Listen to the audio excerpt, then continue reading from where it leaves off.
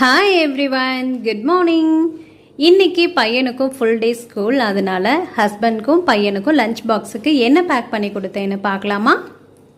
ரொம்ப நாள் ஆச்சுங்க. பையனுக்கு ஃபுல் டே ஸ்கூல் வச்சு ஹாஃப் டே தான், மதியம் தான் போவான். இன்னைக்கு மார்னிங்கே ஸ்கூலுங்கிறனால லஞ்ச் பேக் பண்ணியாச்சு. ஒயிட் ரைஸ், இதுக்கு கூடவே முருங்கைக்கீரை சாம்பார்.